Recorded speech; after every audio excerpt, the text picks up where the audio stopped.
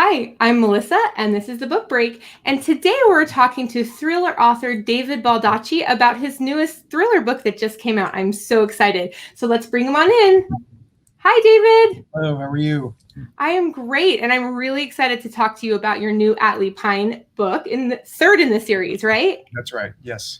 Awesome. So let's watch your quick trailer. I think it's about 15 seconds, and we'll dive right in. Okay.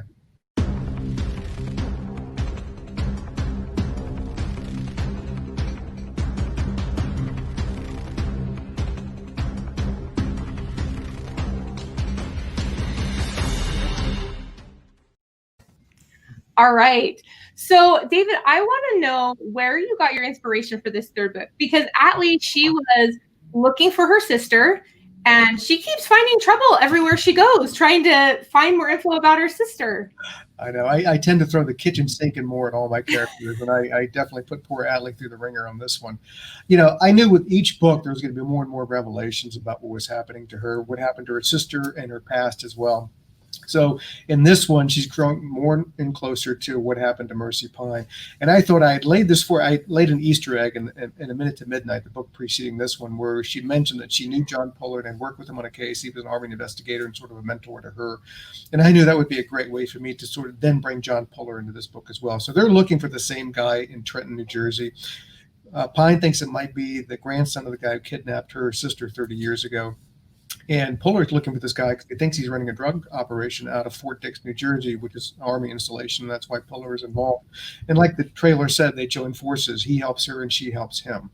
And but this book is called Daylight for a good reason. There are a lot of revelations in this book. You find out sort of what really happened to Mercy Pine, where she might be.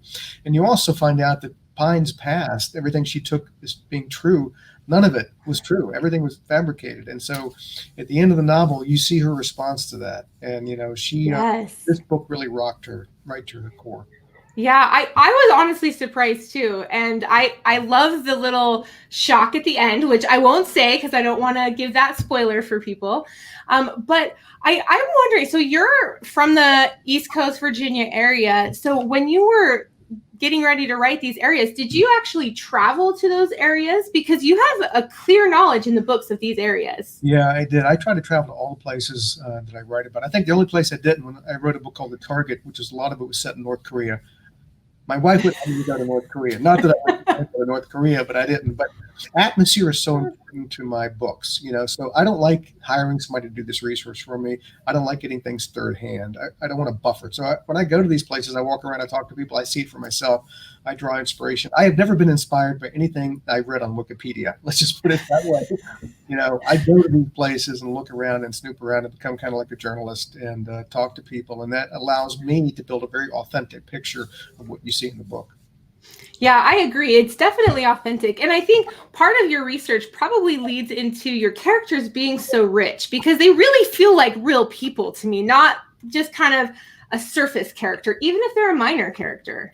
Yeah, you know, for me, the peripheral characters add a lot to the book, and they could only be on the pages for a few minutes, but they're very important, and they all build this authentic picture, this memorable picture of that.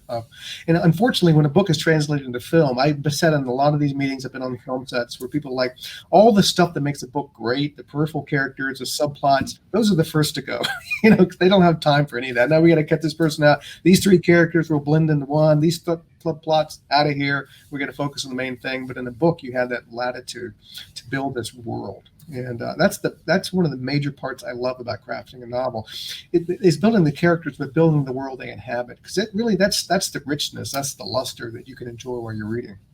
Yeah, I agree. Well, and I love this Atlee Pine series too, because you really feel like you're carrying her emotion along, and you're in as a part of the journey with her. And so one of the things I was thinking about with this is, so she also is a really strong female character. And I know we mentioned this in our last interview, but I want to know, how are you coming up with the secondary characters? Because Atlee is a strong female lead, but her assistant, Carol Bloom, is as well. So give me a little information on some of your secondary characters. Yeah, you know, I grew up surrounded by strong female role models. Both my grandmothers, my mother, I grew up with a sister who became a journalist, and she's very strong and independent. I'm married to one, and we raised one. Our oldest child is our daughter. And these peripheral characters, you sort of have to fill out sort of your battle plan. Where do I need to go? I want to tell this story. Who are the players going to be?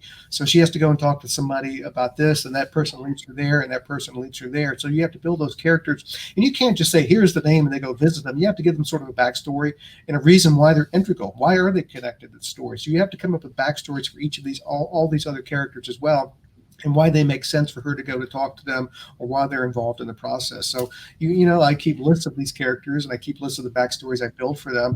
And I try to do something interesting and memorable for every single one. So it's not just a throw off, it's like, oh, go talk to Ed. And Ed says, oh, here's the information you need, and go talk to the rest of the people, because I'm not interesting at all. But so I try to give every character their due, much like if you're making a film. You could be on the camera for, on the camera for like 30 seconds, but it could be a memorable 30 seconds. I remember the movie Doubt, when Viola Davis was nominated for an Academy Award. I think she was on screen for like 2 minutes, but it was probably the most powerful 2 minutes of the entire film. So you can do that same sort of thing in a book if you just take the time to craft it. Yeah, absolutely. And you brought the military in with this one. And I'm curious, how are you doing your research for that? Because were you ever in the military or have a family member in the military? Because you really had a good eye on what would happen in such a situation. Yeah, my dad was in the Navy. All 5 of my uncles fought in various wars, various service branches. I never served myself, but I have a lot of friends. I live in Northern Virginia, which is probably the biggest military footprint in the world. The Pentagon is like 10 miles from where I am right now. Yeah. And so I did a lot of research. I swear to God that there's no organization on earth more complicated than the United States military. And the books I had to read, and the binders and the regulations, I just had to immerse myself in that world. I went down to Fort Benning in Georgia. I spent 3 days down there getting my butt kicked from one end of the Rangers, jumping in with parachutes and sniper rifles and going through these combat. It was just incredible. I'm stunned still that I actually survived. But that's what separates you from just, going online and Googling stuff. Where you actually fire a sniper rifle and you feel what just the power. You're both exhilarated and also terrified. And when you're climbing over these types of things and working out with other people and jumping off of stuff. And so I did a lot of research, because I knew that if I were going to write about the military, I didn't want to fudge this stuff, because I knew that a lot of military people were going to read it and then they would email me and say bad things, which I don't really like. So research is important, definitely important. That's great. Well, and so tell us a little bit, for those that haven't had the opportunity to read it yet, which it just came out, so there's probably quite a few. Give us the storyline of what happens in this new series, Daylight, or the new book in the series, rather. So at the end of A Minute to Midnight, Pine helped solve a big mystery, and that gave her a little more latitude to the FBI to spend some more time looking for mercy. And she goes from Georgia because she finally gets a lead in the case. And it's a critical lead, because she really thinks she's figured out at the end of A Minute to Midnight that a guy named Ito Vincenzo has kidnapped her sister 30 years ago. And she really doesn't know why, and she doesn't know what he did with her. But she has that one lead, that one name. So she goes to Trenton, and she finds Ito's grandson, Anthony Vincenzo, and he works at Fort Dix. That's all she knows. She finds out an address. She goes there, and when she goes there and knocks on the door, the back door flies open. There goes Vincenzo running down the alleyway, and she goes after him and literally runs into John Puller, who has the entire house under surveillance, was just about to arrest Vincenzo when Pine stumbled upon it, because he thinks he's running a drug operation at Fort Dix.